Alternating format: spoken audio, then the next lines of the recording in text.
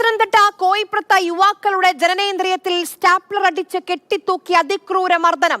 ആലപ്പുഴ റാന്നി സ്വദേശികളായ യുവാക്കളെയാണ് ഹണി ട്രാപ്പിൽ കുടുക്കി ക്രൂരമായി പീഡിപ്പിച്ചത്. സംഭവത്തിൽ ചരൽക്കുന്ന് സ്വദേശിയായ ജയേഷിന്റെ ഭാര്യ രശ്മി എന്നിവർ പോലീസ് പിടികൂടിയിട്ടുണ്ട്. അതിക്രൂരമായ പീഡനമാണ് നേരിട്ടതെന്ന് റാന്നി സ്വദേശിയായ യുവാവ് മാതൃഭൂമി ന്യൂസിനോട് പറഞ്ഞു. സ്വീഖ്യ അഭിലാലും ആർ അനന്തകൃഷ്ണനുമാണ് വിവരങ്ങളുമായി നമുക്കൊപ്പം ചേർന്നത്. ആദ്യം സ്വീഖ്യ അഭിലാലിലേക്ക്. അഭിലാൽ, ആദ്യം പരാതിയുമായി, അതായത് ശരിക്കും എന്താണ് സംഭവിച്ചത് എന്ന് പോലീസിനോട് പറയാൻ ഈ യുവാവ് തയ്യാറായിരുന്നില്ല. നമുക്കത് മനസ്സിലാക്കാം. സമൂഹത്തിന് മുന്നിൽ ഉണ്ടാകുന്ന നാണക്കേടൊക്കെ വിചാരിച്ചായിരിക്കണം ഒരുപക്ഷെ പണം പോയാൽ പണം പോയി, അതിനപ്പുറം ഒരു പരാതിയുമായി പോകേണ്ടെന്ന് തീരുമാനിച്ചത്. പിന്നീട് എങ്ങനെയാണ് പോലീസ് ഇങ്ങനെ ഒരു സംഭവം ഉണ്ടായി പത്തനംതിട്ട കോയിപ്പുറത്ത് എന്ന് കണ്ടെത്തുന്നത്?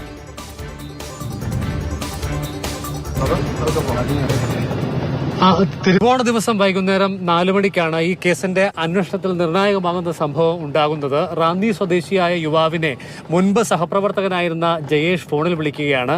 ശേഷം വൈകുന്നേരം നമുക്ക് ഓണ ദിവസം ഒന്നിച്ചിരിക്കാം എന്ന് പറഞ്ഞ് പ്രലോഭിപ്പിക്കുന്നു. അങ്ങനെ മുൻ സുഹൃത്തിന്റെ വീട്ടിലേക്ക് ലഭിച്ച ക്ഷണം സ്വീകരിച്ച് റാന്നി സ്വദേശിയായ യുവാവ് കോയിപ്പുറത്ത് ജയേഷിന്റെ വീട്ടിലേക്ക് എത്തുന്നു. ഈ സമയത്ത് വീട്ടിൽ കുടുംബാംഗങ്ങൾ എല്ലാവരും ഉണ്ട് എന്നുള്ള വിവരമാണ് ലഭ്യമായിരുന്നതെങ്കിൽ അവിടെ എത്തിയപ്പോൾ രശ്മിയും ഭർത്താവും മാത്രമേ ഉണ്ടായിരുന്നുള്ളൂ.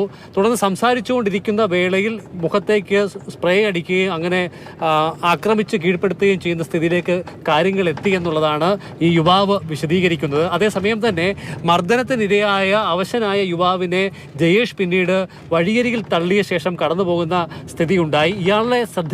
ഈ വിവരം ശ്രദ്ധയിൽപ്പെട്ട ഓട്ടോറിക്ഷ തൊഴിലാളികളായിട്ടുള്ള ഏതാനും ആളുകൾ ചേർന്ന് ഇയാളെ ആശുപത്രിയിൽ അഡ്മിറ്റ് ചെയ്യുന്നു. അങ്ങനെ ആശുപത്രിയിൽ നിന്നുള്ള ഇന്റിമേഷന്റെ അടിസ്ഥാനത്തിലാണ് ആറന്മുള പോലീസ് വിശദാംശങ്ങൾ ശേഖരിക്കാൻ വേണ്ടി ആശുപത്രിയിൽ എത്തുന്നു. ഈ യുവാവിനെ കാണുന്നു. ഈ ഘട്ടത്തിൽ ഇദ്ദേഹം പറഞ്ഞത് തീർത്തും കളവായ സംഭവമാണ്. അതായത് താൻ പ്രണയിക്കുന്ന പെൺകുട്ടിയുമായി ബന്ധപ്പെട്ട ആളുകളായ അവരുടെ ബന്ധുക്കൾ തന്നെ തട്ടിക്കൊണ്ടുപോയി മർദ്ദിച്ചു എന്നുള്ള കളവായ വിവരങ്ങൾ പോലീസിന് മൊഴിയായി നൽകുന്നു. അതിന്റെ അടിസ്ഥാനത്തിൽ ഒരു FIR രജിസ്റ്റർ ചെയ്യുന്നു.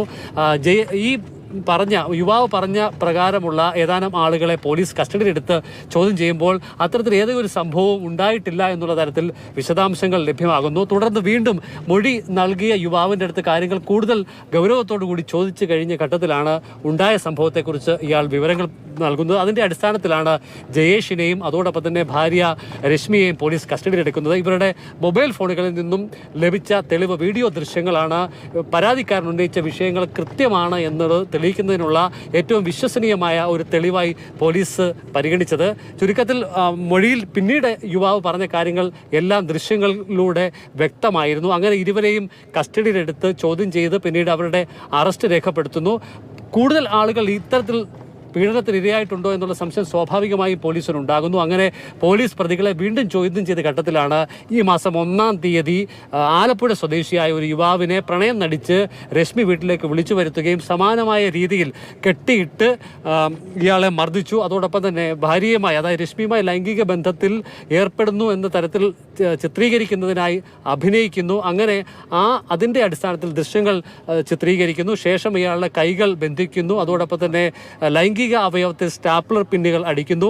ആദ്യം നമ്മളോട് കാര്യങ്ങൾ വിശദീകരിച്ച യുവാവിൻ്റെ രഹസ്യഭാഗത്ത് 23 പിന്നുകൾ വരെ അടിച്ചു കയറ്റി. അത് ചിലതെല്ലാം രശ്മി തന്നെ ചെയ്തു എന്നുള്ളതാണ് അയാൾ വിശദീകരിക്കുന്നത്. മാത്രമല്ല കെട്ടിത്തൂക്കി, ഒപ്പം തന്നെ കൈകൾ പിന്നുകളിലേക്ക് വലിച്ചു കെട്ടി കമ്പി കൊണ്ട് നട്ടലിനടിക്കുന്നു, കാലിനടിക്കുന്നു. അതോടൊപ്പം തന്നെ കഴുത്തിന് താഴ്വശത്തേക്ക് മാരകമായി മുറിപ്പെടുന്ന സ്ഥിതി ഉണ്ടായി. മുറിവുകളിലൊക്കെ തന്നെ സ്പ്രേ അടിക്കുന്നു, മുളക് സ്പ്രേ അടിക്കുന്നു. അങ്ങനെ അത്തരത്തിൽ ക്രൂരമായ പീഡനങ്ങൾ ഏൽപ്പിക്കുന്നതോടൊപ്പം തന്നെ ഇത് കണ്ട് പ്രതികൾ ഉല്ലസിക്കുന്നു, അല്ലെങ്കിൽ അതിൽ ആഹ്ലാദം കണ്ടെത്തുന്നു എന്നുള്ളതാണ് പോലീസും നൽകുന്ന വിവരം. സമീപകാലത്ത് റിലീസ് ചെയ്ത ഒരു മലയാള സിനിമയിലെ സൈക്കോ കണ്ടീഷനിലുള്ള തരത്തിലുള്ള പ്രകടനങ്ങൾ ചില കഥാപാത്രങ്ങൾ അവതരിപ്പിക്കുന്നുണ്ട്. അതിന് സമാനം അല്ലെങ്കിൽ അതിനേക്കാൾ മേളിൽ ഉള്ളതാണ് ഇവിടുത്തെ കൃത്യങ്ങൾ എന്നുള്ളതാണ് ദൃശ്യങ്ങൾ കണ്ട പോലീസ് ഉദ്യോഗസ്ഥർ വിശദീകരിക്കുന്നത്. എന്തായാലും സമീപകാലത്ത് ഒതുക്കാൻ കഴിയുന്നില്ല എന്നുള്ളതാണ്. ഹണി ട്രാപ്പ് വരെ നമുക്ക് മനസ്സിലാക്കാം. നമുക്ക് കുറച്ചെങ്കിലും ഇതിനു മുൻപ് കേസുകളൊക്കെ ഉണ്ടായി നമുക്ക് പരിചിതമാണ്. പണം തട്ടാനുള്ള ഒരു ശ്രമം, ദമ്പതികൾ ഒരുമിച്ച് നിൽക്കുന്നു, ഭാര്യ ഉപയോഗിച്ച് ഭർത്താവ് പണം ഉണ്ടാക്കുന്നു, അവിടെ വരെ നമുക്ക് മനസ്സിലാക്കാം. അത് കഴിഞ്ഞ് ഇങ്ങനെ അതിക്രൂരമായി എന്ന് പറയുമ്പോൾ ജനനേന്ദ്രിയത്തിലൊക്കെ 23 തവണയാണ് സ്റ്റാപ്ലർ അടിച്ചിട്ടുള്ളത്. നഖം പിഴുതെടുക്കുന്നു. അങ്ങനെ ഇത്രയും ക്രൂരമായ പൈശാചികമായ പീഡനം എന്തിന്? ആ ചോദ്യത്തിന് ഉത്തരം കണ്ടെത്തേണ്ടതുണ്ട് അഭിലാൽ. പ്രത്യേക മനോനിലയിലുള്ള ആളുകളാണ് ഇരുവരുമെന്ന് പോലീസ് സ്ഥിരീകരിക്കുന്നുണ്ട്. പ്രധാനമായും അതിന് കാരണമായിട്ടുള്ളത് ഈ ദൃശ്യങ്ങൾ കണ്ട ഞെട്ടൽ തന്നെയാണ്. സാധാരണ നിലയിലുള്ള ഒരു ഹണി ട്രാപ്പോ അല്ലെങ്കിൽ സാമ്പത്തികം തട്ടാൻ വേണ്ടിയുള്ള ശ്രമം മാത്രമല്ല, മറിച്ച് ആളുകളെ ക്രൂരമായ രീതിയിൽ അവരോട് പെരുമാറി ആ ദൃശ്യങ്ങൾ ചിത്രീകരിച്ച് അതിൽ മാനസിക ഉല്ലാസം കണ്ടെത്തുന്ന ഒരു പ്രത്യേക മനോനിലയാണ് ജയേഷിനും ഭാര്യ രശ്മിക്കും ഉള്ളത് എന്ന് പോലീസ് സ്ഥിരീകരിക്കുന്നുണ്ട്. പ്രധാനപ്പെട്ട ഈ ഒരു ദൃശ്യങ്ങൾ കോടതിയുടെ മുൻപാകെ പോലും അന്വേഷണ ഉദ്യോഗസ്ഥർ കാണിച്ചു എന്നുള്ളതാണ് നമുക്ക് ലഭ്യമാകുന്ന വിവരം. ഇതിന്റെ അടിസ്ഥാനത്തിലാണ് പ്രതികളെ റിമാൻഡ് ചെയ്യേണ്ടതില്ല, അടിയന്തരമായി കൂടുതൽ വിവരങ്ങൾ ലഭ്യമാക്കേണ്ടതുണ്ട് എന്നതിനാൽ തന്നെ തുടരന്വേഷണത്തിന്റെ ഭാഗമായി ഇവരെ കസ്റ്റഡിയിൽ വേണമെന്ന പോലീസിന്റെ അപേക്ഷ പരിഗണിച്ചു. അനന്തകൃഷ്ണൻ കൂടി നമുക്കൊപ്പം വിവരങ്ങളുമായി ചേരുന്നുണ്ട് തിരുവനന്തപുരത്ത് നിന്ന്. അനന്തൻ, ഈ ദൃശ്യങ്ങൾ, ഈ രശ്മിയുടെ ഫോണിലെ ദൃശ്യങ്ങൾ കണ്ട് ഇത് ഉടനെ തന്നെ റിമാൻഡ് ചെയ്യുകയായിരുന്നു എന്നുള്ളതാണ്. അപ്പോൾ ആ രീതിയിൽ ആ ദൃശ്യങ്ങൾ കണ്ട് ഒരുപക്ഷെ മജിസ്ട്രേറ്റിന് പോലും ഇതെന്താണ് സംഭവിച്ചത് എന്ന് അറിയണം എന്ന് തോന്നി. അപ്പം പോലീസുകാർ ഞെട്ടുന്ന ദൃശ്യങ്ങൾ, ഇപ്പോൾ ഇതിന്റെ വാർത്തകൾ, വിവരങ്ങൾ പുറത്തേക്ക് വരുമ്പോൾ നമ്മൾ ഓരോരുത്തരും ആശങ്കപ്പെടുകയാണ്. ഇതെന്താണ്, ഏത് തരത്തിലുള്ള മനോവൈകൃതമാണ്? ഈ രണ്ട് പരാതിക്കാർ, രണ്ട് ഇരകൾ മാത്രമാണോ? ഇതിൽ കൂടുതൽ ആളുകളെ ഇവർ ഇതുപോലെ ഉപയോഗിച്ചിട്ടുണ്ടോ, തല്ലി ചതച്ചിട്ടുണ്ടോ എന്നൊക്കെ ഒരു ആശങ്കയാണ് നമ്മുടെ മനസ്സിൽ. അനന്തൻ, ആര്യ, ഈ ഫോണിലെ ദൃശ്യങ്ങൾ കണ്ട ഉദ്യോഗസ്ഥരുമായിട്ട് ഞാൻ സംസാരിച്ചു. അവർ ഇപ്പോൾ ആര്യ സൂചിപ്പിച്ചതുപോലെ മജിസ്ട്രേറ്റ് ആ ദൃശ്യങ്ങൾ കണ്ട അപ്പാടെ മറ്റൊന്നും ചോദിക്കാതെ, ജാമ്യഹർജി പോലും പരിഗണിക്കാതെ അവരെ റിമാൻഡിൽ ആക്കിയിട്ടുണ്ടെങ്കിൽ എത്രത്തോളം ക്രൂരമാണ് ആ ദൃശ്യങ്ങളെന്ന് നമുക്ക് ഊഹിക്കാവുന്നതേ ഉള്ളൂ. കണ്ട ഉദ്യോഗസ്ഥർ തന്നെ പറഞ്ഞത് ഏതെങ്കിലും സീരിയൽ കൊലയാളിയെ പോലും ഈ ദൃശ്യങ്ങൾ കാണിച്ച അവർ തന്നെ ആയുധം വെച്ച് കീഴടങ്ങും എന്നാണ്. അത്രയും ക്രൂരമായ ഒരു പെരുമാറ്റമാണ് ഈ ജയേഷിൻ്റെ ഭാഗത്ത് നിന്ന് കാണുന്നത്. ഈ ദൃശ്യത്തിൽ ജയേഷ് മാത്രമേ ഉള്ളൂ. ദൃശ്യങ്ങൾ ഷൂട്ട് ചെയ്യുന്നത് ഈ യുവതിയാണ്. അപ്പോൾ ആ ദൃശ്യത്തിൽ അയാളുടെ പെരുമാറ്റം അത്രത്തോളം മൃഗീയമാണ്. അതായത് നമ്മളിപ്പോൾ ഈ ലോക സിനിമയുടെ ടാഗ്ലൈൻ നമുക്കറിയാം, ദേ ലിവ് എമംഗ് അസ് എന്നാണ്. അപ്പോൾ അത് ഫാൻറ്റസി കഥാപാത്രങ്ങൾ, അതായത് യക്ഷികളും മറുതയൊക്കെ നമ്മുടെ കൂടെ ഉണ്ട് എന്നുള്ളതാണ് അതിൻ്റെ ഒരു ധ്വനി. പക്ഷേ രക്തം കൊതിക്കുന്ന യഥാർത്ഥ മനുഷ്യർ നമുക്കിടയിൽ ജീവിക്കുന്നു എന്നുള്ളതാണ് നമുക്കിപ്പോൾ ഈ ക്രൂര സംഭവങ്ങളിൽ നിന്ന്. നേരത്തെ ഇലന്തൂർ നമ്മൾ കണ്ടതാണ്, അതേ ജില്ലയിൽ തന്നെയാണ് ഇപ്പോൾ ഈ ജയേഷിൻ്റെയും ഈ യുവതിയുടെയും ഈ ഒരു വാർത്തയും കൂടി പുറത്തു വരുന്നത്. അപ്പോൾ ഇനിയിപ്പോൾ ഈ വിഷയത്തിൽ അറിയാനുള്ളത്, ഇപ്പോൾ രണ്ട് യുവാക്കളുടെ കഥകളാണ് അവർ നേരിട്ട ക്രൂരതയുടെ കഥകളാണ് നമ്മളിപ്പോൾ കേട്ടിരിക്കുന്നത്. അവരാണിപ്പോൾ പുറത്തു വന്ന് പോലീസിനോടൊക്കെ ഇത് പറഞ്ഞിരിക്കുന്നത്. നിലവിൽ അവർ പറഞ്ഞ കാര്യങ്ങളും ഒപ്പം രശ്മിയുടെ ഫോണിൽ നിന്ന് ലഭിച്ചിരിക്കുന്ന ഒരു ദൃശ്യവും, ഈ രണ്ട് കാര്യങ്ങളാണ് പോലീസിൻ്റെ മുന്നിലുള്ളത്. ഇനിയിപ്പോൾ പോലീസിന് അറിയേണ്ടത് എന്തിനാണ് ഇവർ ഇങ്ങനെ ഈ യുവാക്കളെ ആകർഷിച്ച് വീട്ടിലേക്ക് കൊണ്ടുവന്ന് ഇത്രയും ക്രൂരമായ പീഡനത്തിന് വിധേയമാക്കിയത് എന്നുള്ളതാണ്. അതിനകത്തൊരു മർഡർ അറ്റംപ്റ്റ് അല്ലെങ്കിൽ കൊലപ്പെടുത്തുക എന്നുള്ളൊരു ഉദ്ദേശമില്ല എന്നാണ് പ്രാഥമികമായി പോലീസ് മനസ്സിലാക്കുന്നത്. ഇവരെ ഇഞ്ചിഞ്ചായി ക്രൂരമായ പീഡനത്തിന് വിധേയമാക്കിയ ശേഷം ഉപേക്ഷിക്കുക എന്നുള്ളൊരു മോഡസാണ് ഇവരുടെ ഭാഗത്ത് നിന്ന് കണ്ടെത്തിയിരിക്കുന്നത്. അപ്പോൾ എന്തിനാണ് ഇവർ ആ വീട്ടിൽ കൊണ്ടുവന്ന് ഇവരെ ക്രൂരമായി വേദനിപ്പിച്ച് ഈ യുവാക്കളുടെ മൊഴിപ്രകാരം ഇവർ ആനന്ദിക്കുകയായിരുന്നു. അങ്ങനൊരു ആനന്ദം അത് മാനസിക നിലയിലെ പ്രശ്നങ്ങൾ കൊണ്ടാണോ, അതല്ല മറ്റേതെങ്കിലും ആഭിചാരത്തിന്റെ ഭാഗമായിട്ടാണോ എന്നൊക്കെയുള്ള കാര്യങ്ങൾ പോലീസ് ഇപ്പോൾ അന്വേഷിക്കുകയാണ്. ഏതായാലും ഇപ്പോൾ നടക്കുന്ന ഈ തെളിവെടുപ്പ് ഈ കേസിൽ ഏറ്റവും നിർണായകമാണ്. ഇതുമായി ബന്ധപ്പെട്ട് ഈ സംഭവത്തിൻ്റെ പശ്ചാത്തലവുമായി ബന്ധപ്പെട്ട് വളരെ തുച്ഛമായ കാര്യങ്ങൾ മാത്രമേ പുറത്തു വന്നിട്ടുള്ളൂ. വലിയൊരു ദുരൂഹതയുടെ ചുരുൾ ഇനി അഴിയാനുണ്ട്. അപ്പോൾ ഇവരുടെ ബാക്ക്ഗ്രൗണ്ട്, ഈ രശ്മിയും ഈ ജയേഷും എങ്ങനെയാണ് വിവാഹിതരായത്, അവർ ഇതിനു മുൻപ് ഇത്തരം ക്രൂരകൃത്യങ്ങൾ ചെയ്തിട്ടുണ്ടോ, ഇപ്പോൾ ഒരു റാന്നിയിലെ യുവാവിനെ കണ്ടെത്തിയ ശേഷമാണ് ആലപ്പുഴയിലെ യുവാവിൻ്റെ കഥ പുറത്തു വരുന്നത്.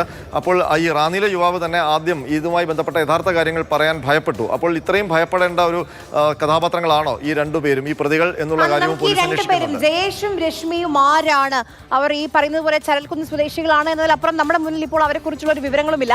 അത് നമുക്ക് CK അഭിലാലിനോട് ചോദിക്കാം. അഭിലാൽ, ആരാണ് ഈ ജയേഷും, ആരാണ് ഈ രശ്മിയും? എത്ര കാലമായി ഇവർ ചരൽക്കുന്നിൽ താമസിക്കുന്നു?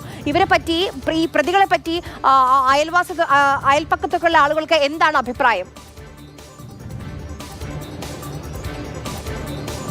അത്തരത്തിലുള്ള വിവരങ്ങൾ പങ്കുവയ്ക്കാറായിട്ടില്ല. ആ ഭാഗത്തേക്ക് ഉള്ള യാത്രയിലാണ്. ഏതാനും മിനിറ്റുകൾക്കുള്ളിൽ അവിടെ എത്തിച്ചേരുമെന്നാണ് പ്രതീക്ഷിക്കപ്പെടുന്നത്. ഇവരുടെ കുടുംബ പശ്ചാത്തലമോ ജോലിയുമായി ബന്ധപ്പെട്ട വിവരങ്ങളോ നമുക്ക് ലഭ്യമായിട്ടില്ല. മുൻപ് ഈ പരാതിക്കാരനായിട്ടുള്ള റാന്നി സ്വദേശിയോടൊപ്പം ജോലി ചെയ്തിരുന്ന ആളാണ് ജയേഷ് എന്ന് പറയുന്നു. ഇപ്പോൾ പോലീസിൽ നിന്ന് നമുക്ക് ലഭ്യമാകുന്ന വിവരമനുസരിച്ച് കാര്യമായ ജോലി ഏതും ഇല്ലാത്ത ആളാണ് എന്നുള്ളതാണ് ഇപ്പോൾ സർക്കിൾ ഇൻസ്പെക്ടർ വിശദീകരിച്ചിട്ടുള്ളത്. എന്തായാലും ഇവരെ സംബന്ധിച്ച് ഇവരുടെ കുടുംബ പശ്ചാത്തലം അറിയേണ്ടതുണ്ട്. ബന്ധുക്കൾ ഉണ്ടോ, ആർക്കൊപ്പമൊക്കെയാണ് ഇവർ താമസിച്ചത് താമസിച്ചിരുന്ന അടക്കമുള്ള വിശദാംശങ്ങളിലേക്ക് അന്വേഷണം എത്തേണ്ടതുണ്ട്. എന്തായാലും ഈ സംഭവം നടന്ന, അതായത് ഈ മാസം 1-ാം തീയതിയും തിരുവോണനാൾ വൈകുന്നേരവും 2 സംഭവങ്ങളിലായി 2 യുവാക്കളെ ക്രൂരമായി പീഡിപ്പിച്ച ആ സംഭവം നടന്ന ഇടത്തെ വീട്ടിലേക്ക് പോവുകയാണ്.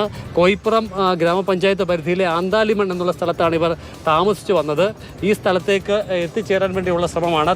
ചുരുക്കത്തിൽ ഈ വാർത്ത വന്നതിൻ്റെ പശ്ചാത്തലത്തിൽ ഈ പ്രദേശവാസികളൊക്കെ തന്നെ ഇവരെ സംബന്ധിച്ചുള്ള വിശദാംശങ്ങൾ പ്രാഥമികമായി തന്നെ മനസ്സിലാക്കിയിട്ടുണ്ട് എന്ന് കരുതുന്നു. അവിടെ എത്തിയെങ്കിൽ മാത്രമേ സമീപവാസികൾക്കും ഇവരുമായി ബന്ധപ്പെട്ട ആളുകൾക്കൊക്കെ എന്താണ് പറയാനുള്ളത് എന്നത് സംബന്ധിച്ചുള്ള വിശദാംശങ്ങളിലേക്ക് നമുക്ക് കടക്കാനാവുകയുള്ളൂ.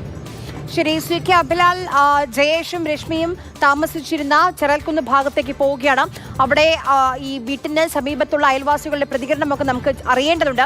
അവർക്ക് എന്താണ് ജയേഷിനെ കുറിച്ച്, എന്താണ് രശ്മിയെ കുറിച്ച് പറയാനുള്ളത് എന്നുള്ളത് കൂടി അറിയേണ്ടതുണ്ട്. ഇവർക്ക് ബന്ധുക്കളുണ്ടോ, ഇവരുടെ കുടുംബം എവിടെയാണ്, എത്ര കാലമായി ഇവിടെ താമസിക്കുന്നു, ജോലിയുണ്ടോ, അതൊക്കെ കുറേ കാര്യങ്ങൾ അറിയേണ്ടതുണ്ട്. അത് ഒരുപക്ഷെ അയൽവാസികൾക്കൊക്കെ മറ്റെന്തെങ്കിലും വിവരങ്ങൾ ഇവരെ പറ്റി നമുക്ക് ലഭ്യമാക്കാൻ കഴിഞ്ഞേക്കും.